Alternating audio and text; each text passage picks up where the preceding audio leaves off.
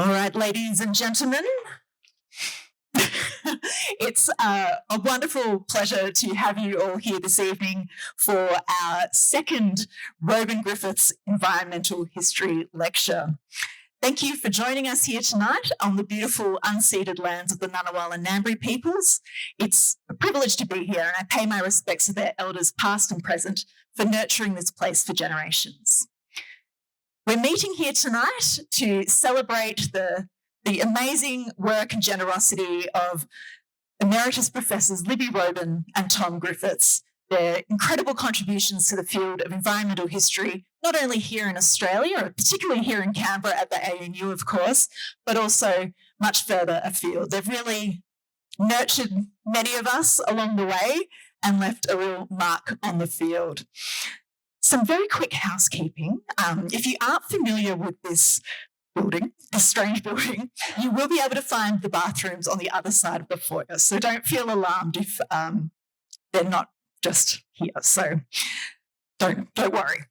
So it is my great pleasure this evening to introduce Professor Sandra Swart as the presenter of this evening's Robin-Griffiths Environmental History Lecture. A generous mentor, friend, and partner in crime, Sandra is the chair of the Department of History at Stellenbosch University in South Africa and the director of the new African Anthropocenes Research Centre. Indeed. A prolific writer, she is most recently author of The Lion's Historian, Africa's Animal Past, co-editor of the Routledge Handbook of Environmental History with our own environmental history graduate, Emily O'Gorman, and co-editor of Gender and Animals in History. We were delighted when Sandra agreed to our invitation to share her work with us tonight, and she will be giving us a little bit of an insight into one of her many developing book projects this evening. So please welcome Sandra for her lecture, Kinship, How to Live in a More Than Human World.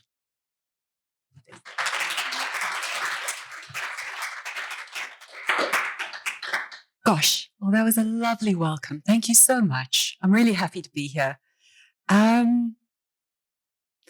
Couple of things I just want to say first.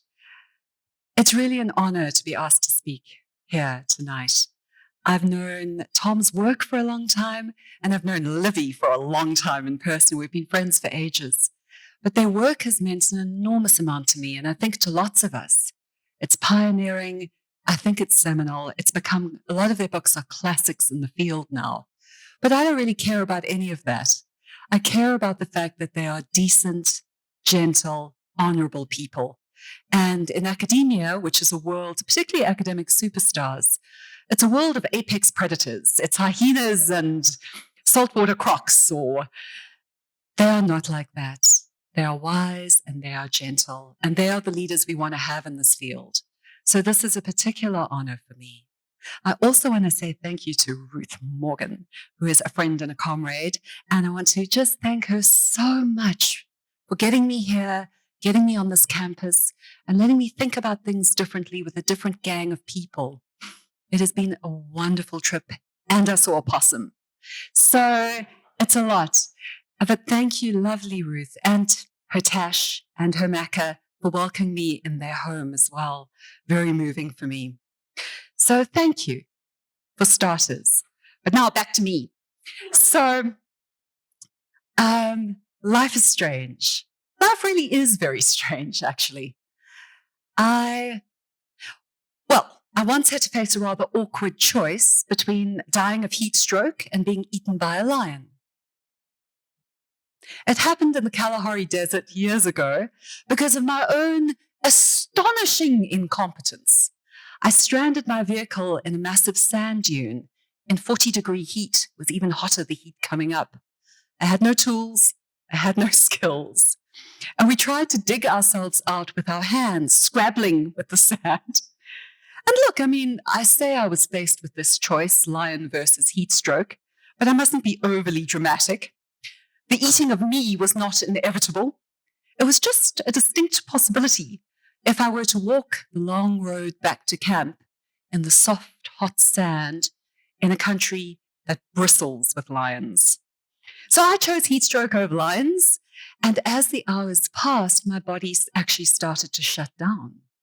Nausea, dizziness, muscle cramps, and mental confusion in a person already prone, I think we can all agree, to poor decision making. But between the bouts of the frantic and futile digging, we sang every song we knew about sunshine,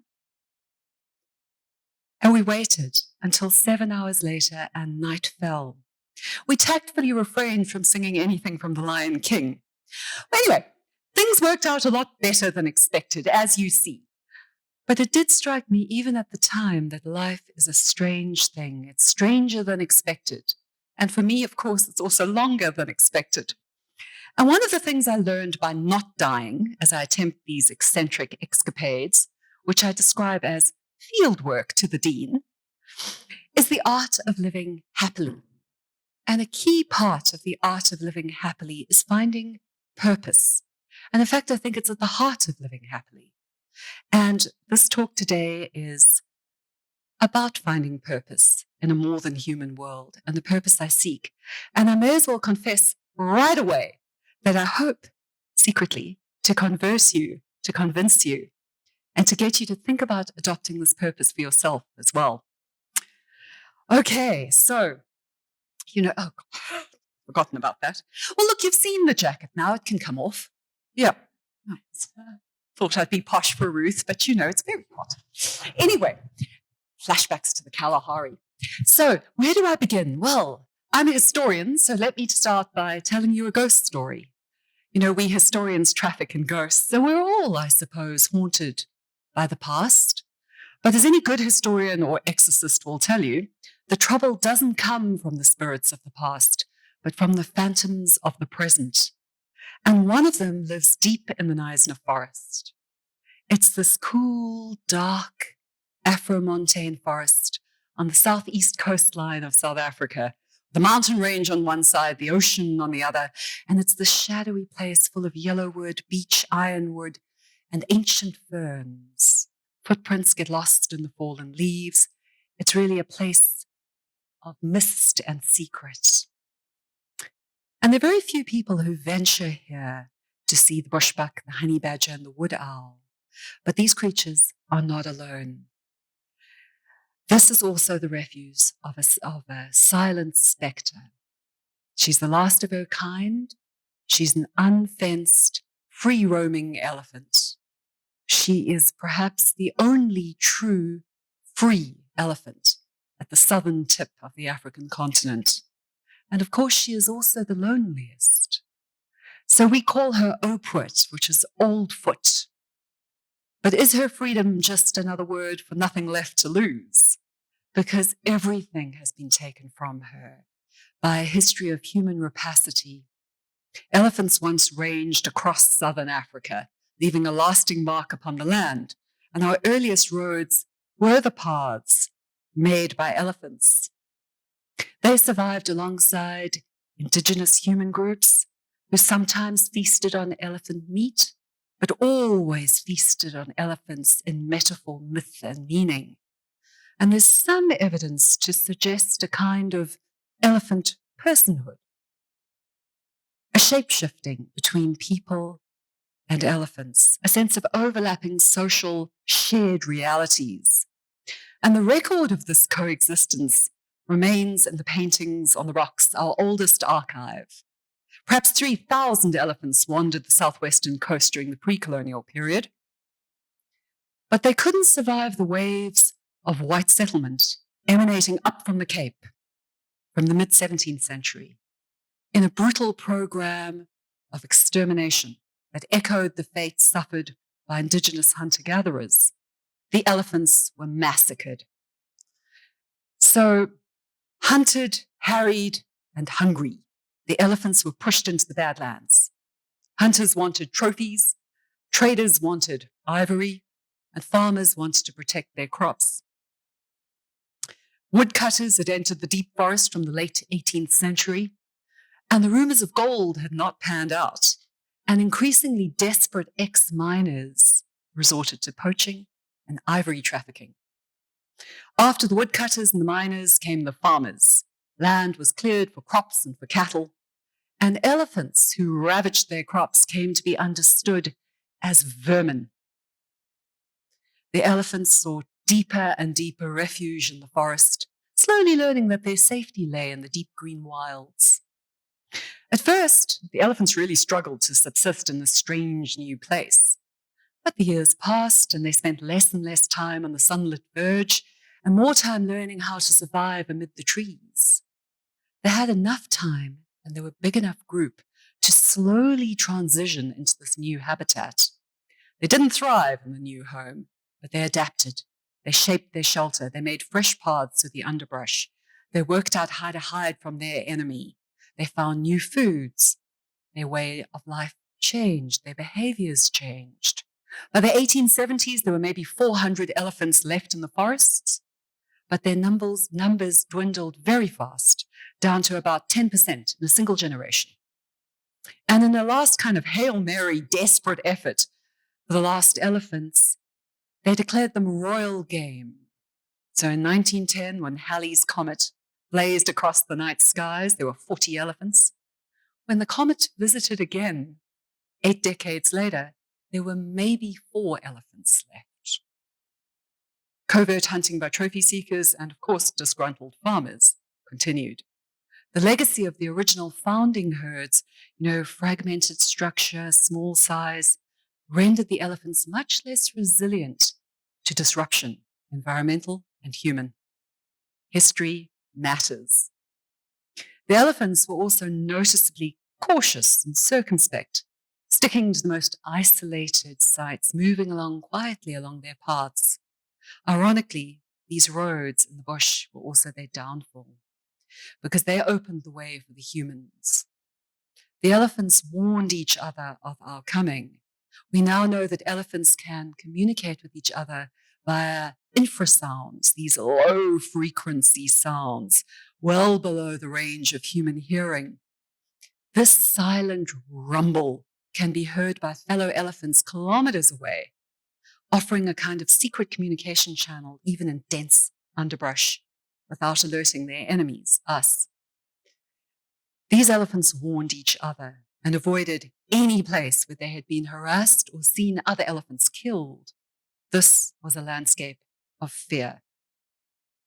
So the century wore on, punctuated by kind of sporadic outbursts of state and public concern about the vanishing grey giants of the forest. And then there was the first tentative rumblings of a fundamental shift in public opinion. It was initially as hard to hear as the infrasounds, the infrasonic rumbling of the elephants themselves. But some papers started suggesting that the elephants could be a draw card in a nascent national tourist industry. By the 1960s, there were calls for a special preserve for the subspecies of forest elephants. But at the same time, there was still the refrain of the rogue elephants, the vermin elephants. These need to be exterminated. And of course, they were. So while humans pondered their fate, the elephants themselves were neither passive nor harmless. There does seem to have been a cultural difference between the dangerous and often aggressive adder elephants, which is this reserve to the east, and the secretive and largely non-combative Meisner elephants, who had, over time, adopted the life of the grey ghosts. They learned to live closely but covertly with people, but quietly and secretly, they still acted agentically. Some individuals raided farms by night, pillaging fruit and crops. In the past, forest elephants had killed hunters, but now people were only very occasionally chased by an elephant. In 1963, tragedy struck. A woodcutter was trampled by an elephant, and very little is known of his death. It's barely reported. Given his class and his race, he was designated coloured in apartheid South Africa. It was largely unremarked upon, but he was the last human casualty of an Eisner elephant. But humans kept on killing elephants. Poachers continued to operate in the forest, and road signs still warned, Danger, elephants! But the danger was clearly to the elephants rather than from them. People were slow to realize that extirpation, local extinction, was imminent. And then suddenly, 1994, there was hope. There was a daring plan to stop extinction. And you'll remember that it was the end of apartheid and the coming of democracy to South Africa. It was a year of such hopeful possibilities in which we believed history itself could be reversed. So why not extinction? So people had realized by this time that there were very few forest elephants, maybe only one. And what they did was they brought 3 orphaned elephants from the Kruger National Park. They were first kept in a little enclosure to acclimatize, but sadly within the first month, the small one had died from stress-related pneumonia. But happily, the other 2 went into the forest and found Oakwood. For 5 years, everyone held their breath. They hoped they'd become a herd. But alas, the little Kruger Park elephants kept striking out for open country. They deserted the old female in the forest, perhaps because they craved what they knew. They couldn't fathom the dark gloaming of the trees. They craved the sun, the panoramas, the food they understood. And eventually they just had to be relocated to a private reserve in 1999. And Oakwood was alone again.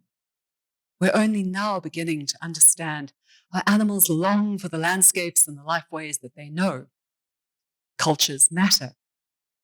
So now, it's been a lonely century of the dying population of elephants in the dark woods.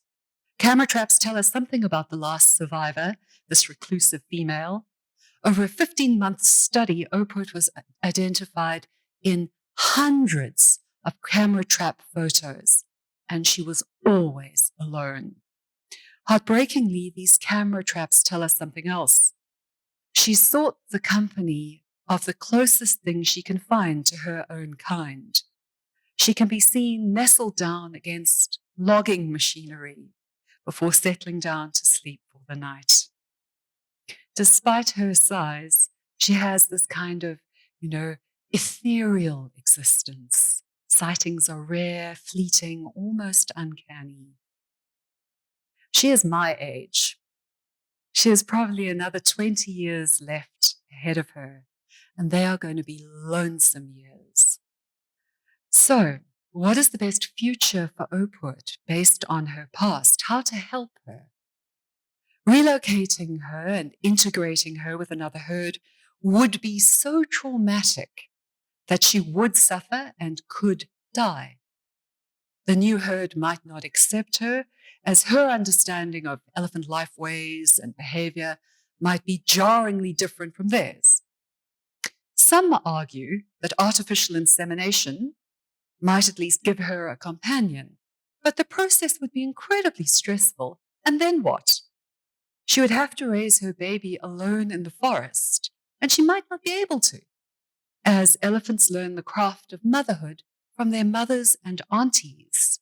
Indeed, youngsters are usually cared for not just by their mothers, but in a form of allo-mothering by the other females, by mothers and aunties.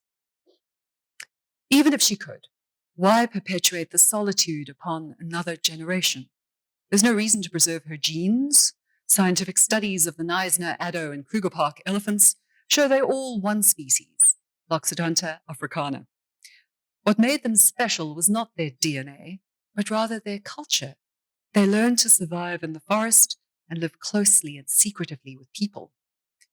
So if her genes, if her DNA, if her genetic material doesn't matter, some people have said, why don't you just put her to sleep? End the suffering. But I don't think it's a choice we can make ethically, because who are we to judge whether her life is not still worth living to her? She still tries to keep herself alive, despite visible stress signs like swollen, streaming temporal glands. Very few have the stomach to try elephant reintroductions again. Although maybe this time it would be different. Each time we say, maybe this time it would be different. Because if local and human elephant culture is taken seriously and really taken into consideration, Maybe if the elephants are a bit older, maybe if they brought as a little family group, maybe if a multi-generational group is brought, maybe if they're very slowly integrated into the forest. But the important thing is they would have to be inculcated into a landscape of fear. They would have to learn what the Neisner elephants took history to learn, the deep aversion to people. So these elephant emigres would wander into farmland and create human-wildlife conflict. In the end, for now, the consensus of thinking is that the forest was never their real home, just the final haven for refugees from the violence of colonialism. It's been decided to leave Oput and let her see out her days in a place that she knows. Well, let me tell you another story. I think you need a different story. So this time it's not a ghost story. Oh, no, it's much worse. It's a horror story. It's a horror story about some serial killers. Let me set the scene. So, the East Coast ivory trade through Delagoa Bay, now Maputo, and Port Natal, now Durban, where I'm from, reached its zenith in the mid-19th century. The last East Coast elephant was shot in 1890. And just short of a century after the last one was shot, there were efforts to return them to their original territories in the Zululand reserves of Shishluyi-Umfolozi. Those days, Shishluyi-Umfolozi Game Reserve, now Shishluyi-Umfolozi Park. At the time, and right up until about 1996, the National Parks Board used to kill a lot of adult elephants in the Kruger Park every year just to fight overpopulation in the park. So what they do is they dart, shoot the adults, and then round up and export the youngsters overseas or to other game reserves. And at the time, they could only relocate the little ones. They could only move the small ones aged between 4 and 7 with the technology that they had. So in 1981, the first elephants were introduced from the Kruger National Park to Zululand. About a dozen more cohorts followed until there were about 200 elephants in the parks. And at the same time, they had another plan. They relocated other babies from the Kruger to a brand new game reserve called Pilanesberg National Park. And this is interesting. This was a totally reinvented wilderness north of Johannesburg, set up in 1979 with Operation Genesis. It was a radical experiment in man-made nature. And they brought the entire ecosystem, including plants, herbivores, predators, they set it up. But what they were about to discover is that playing God without being omniscient is a tricky business. Your creations can become monsters. So, at the time, no one saw the fatal flaw in reinventing Eden, and the flaw was this. All the relocated elephants were orphans, survivors of mass cullings of their families. They were all younger than 6 or 7 years of age, because only small ones could be moved at the time. And this well-intentioned effort to reverse extinction was to become a terrifying experiment in hubris. Because a few years into both programs, it became clear that something was terribly wrong. The little elephants were totally out of control. They had no idea how to interact with humans, other animals, or even other elephants. They were belligerent, hyperreactive, they destroyed fences, they chased cars, they chased people on foot. And then things got considerably worse, because at that point, they started finding the dead rhinos. So in Zululand, 58 white rhinos and 5 black rhinos died. And these rhinos just started turning up, dead bodies, lacerated bodies, mutilated, backs broken, horns hanging. 50 white rhinos dead in Pilanesberg. And they first thought, could this be poachers No, of course not. The horns were still there. So who were the suspects? The game rangers sprang into action like a police department facing a crime wave. They looked for tracks and clues. They photographed the murder scenes. They put together rap sheets on the prime suspects, and they gave each of them an alias. And it turned out the culprits were teenage elephants. Their punishment was fast and severe. In Pilanesberg, 5 males were executed. In Zululand, 20 male elephants and 1 female had to be executed as repeat offenders. 2 were shot in self-defense.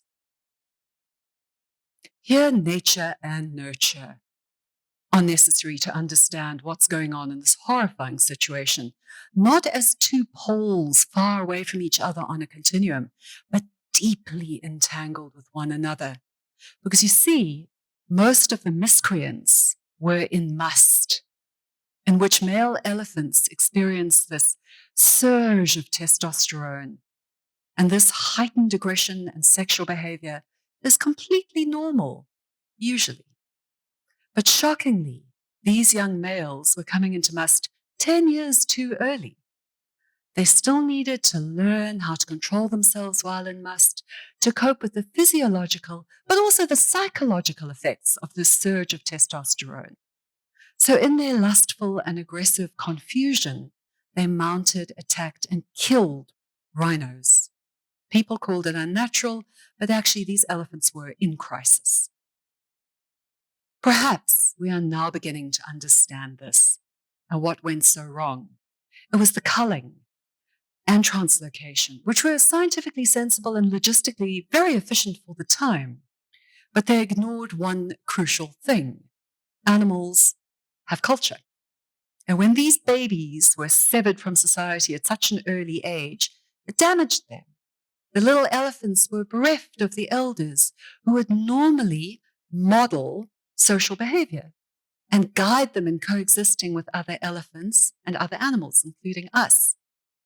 They were also living with this kind of chronic stress caused by the massacre of their families right in front of them, and then their forced removals to this strange new place. So the shattered social attachments and severed relationships meant the collapse of elephant society. As a consequence, it was a kind of elephantine version of Lord of the Flies, kind of psychopathic pachyderms. It was Peter Pan pachyderms. It was elephants who could not grow up. But it was no joke. Their behavior really was comparable to that of humans who've experienced deep trauma. And then on top of it all, they were cut off from their culture too. So what to do? In Pilanesberg, they brought in 2 old circus elephant females. In Zululand, there were no adult elephants at all. And this, we now begin to think that matriarchs carry the herd's wisdom, and that usually they live in these complex fission fusion societies where the core social group is the family. And the old females, as is proper, seem to lead the group, making decisions about mobility, decisions about how to react to predator threat, what to do in a crisis. And it seems more or less that the males enforce polite society. And without these teachers, the little band of orphans were lost. And again, this is so important. It's not nature versus nurture here. These are entangled in one another. And it reminds us to take animal culture much more seriously than we are.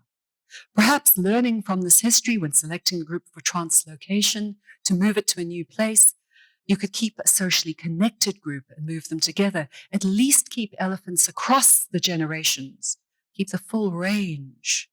And it was exactly this kind of thinking which started to occur to the game rangers, really everyone in Pilanesberg and Zululand, as the chaos and the carnage continued. They really didn't know, were they going to have to just exterminate those elephants that they had brought? But then they came up with a solution. And the solution turned out to be the biggest Big Brother program in the world. In 1998, in Pilanesberg, to bring back order, They brought a squad of older adult male elephants from the Kruger National Park. 2 years later, they did the same in Zululand. They brought these big elephants in on specially designed trucks. No one had ever tried to move elephants that large before. And it worked. It put an end to the teenage craziness. The youngsters no longer came into must prematurely, calmed by the social and biological proximity of their older males. The juvenile delinquents learned from their elders and became, you'll be pleased to hear, respectable citizens with very little recidivism. So, some joy for you. This is history beyond humanity. This is more than human history. This is the secret mission of the talk. And, we're very often used to natural history, conservation biology, ecology, and even history that present us with the animal, the species, as unchanging and fixed in behavior. But what I've offered you now is something completely different. This is the opposite. This is the shifting culture of animals, contoured by their histories on individual group and species level, and really saying that human and animal lives have been long entangled and that a nature free of humans doesn't exist. Opoort's story and the little pachyderm psychopaths of Pilansberg make us see that animals have cultures that change over time, and some of these are co-created with other species, including us. We're both 2 highly social, long-lived species, and we have come to know each other historically, and the understanding goes both ways. Each species is aware of the other, watching, escaping, accommodating, challenging, which is why I think we can refer to co-creating cultures of coexistence, of course, on shifting continua, shifting spectrums between conflict and coexistence. Something I think is quite important for us to remember is this. The orphans posed, obviously, a massive danger to those people in the reserve at first. But across Africa, in many places, elephants have and continue to pose a real danger to human food security, to life, and to livelihood. They raid crops, they trample homesteads, they injure and kill people. They do affect who gets to have an education and who doesn't. Yet increasingly in our global urbanizing world, we're very alienated from the wild, especially in those countries who have a vastly reduced wildlife. If your biggest apex predator is a badger, it is hard for you to imagine this. But it does promote a kind of ersatz idealization, a Disneyfication of the natural world, where the animals are just cartoon versions of themselves. And idealizing, fantasizing elephants as gentle giants minimizes the sacrifices that many African communities have made in accommodating these frequently challenging animals and working out ways of living in dangerous multi-species assemblages. But I think it also does the animals themselves a disservice. It caricatures them, flattening their real impact on the world. We really do our fellow animals no favors if we romanticize them. Our job is to historicize them. Well, what do we do with all of this messy, complicated history? Well, one thing is to take seriously the possibilities of including the histories of animals in living with them. While many projects are still colonially inflected conservation, fortress conservation projects, which insist on pristine human-free landscapes, the reality of this world is that humans and animals have co-evolved and live together in many places very closely, and in an urbanizing world that is very often going to be the only option left. A deep history coupled to this more contemporary look shows it really challenges the premise that people and wildlife have ever been or can be hermetically sealed off from one another. And of course, the history is very useful in a lot of ways. The history helps us grasp how our two species clashed. Why did we clash? The impetus behind conflict. And there's many ways we can use this history. They're all important in rethinking human-animal relationships. You can think of them yourself, but historical records can reveal the extent of crop raiding by elephants, the resulting socioeconomic impact on local communities. We can learn coping strategies from cultures with long oral traditions, with their own databases of traditional ecological knowledge. Many human cultures have long revered elephants in their own ways, either as symbols of power, wisdom, or strength. And really, understanding the human cultural significance can help conservationists engage with local communities and incorporate their perspectives and values respectfully, but into locally specific conservation projects. And understanding the human-animal past is really useful in all of that. But I have to say, the art of being a historian is knowing exactly how far to go and then going just a little bit further. So that's what I want to do. I want us to be bolder and to take the human cultural side seriously, but take the animal cultural side seriously also. So the point of the elephant tales, the horror story and the ghost story, is to provide not only the rationale, but some of the potential tools to see how we can pay more attention to the histories of animals and make them matter right now. Fundamentally, my stories about elephants expose three wobbly buttresses propping up ways we think about the natural world. And so here we will do a little bit of myth busting. The first is that human-wildlife affiliations or connections are of only secondary significance to ecological assemblages, as though the wild without us somehow exists and somehow matters more. No.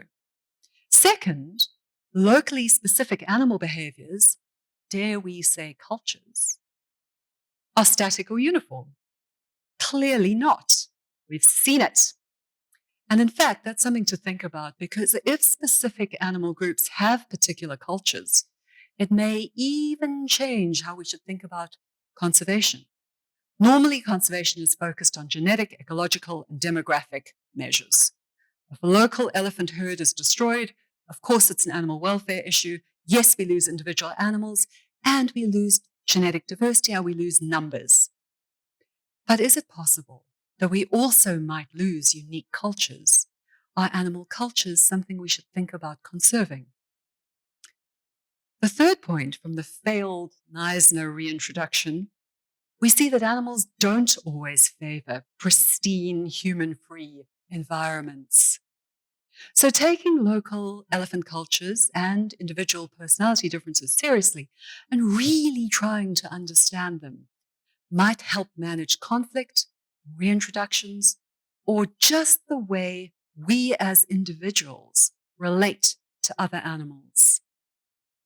Also, animal cultural knowledge may act as a kind of bank or reservoir, offering old ways and new possibilities to utilize resources in times of rapid environmental change. And I think we can agree those times are right now. These can spread fast through social learning to really tweak behavior to make the most of shifting local conditions. Culture is a lot faster than evolution. So understanding the value of culture helps us also to value something else, the value of the older elephant matriarchs, the older animal, the animal that's hard to move, the animal that maybe is not so reproductively competitive as the younger animal. They are vital in these projects and how we think, because they are the keepers and teachers of knowledge. They are like living and breathing libraries of Alexandria. We may not want to burn them down. And then finally, we must remember there's no such thing as the elephant, organically essential, unchanging, and homogeneous. There's no such thing as a human like that either. As complex, long-lived, social creatures, they are, like us, biological products, of course, of their evolutionary pasts, but they also artifacts of changing environments and of histories and cultures that change over time and are sometimes, just sometimes, co-fashioned with us and multi-species assemblages. So biology is not destiny, not for us and not for elephants. And I've said a lot, but I always think this is so important. If you meet a man in the bar later and he says, "So why did you go? What was it all about?" Here's the thing you can tell the man in the bar. Animals have history, and those histories matter to their futures. Thank you.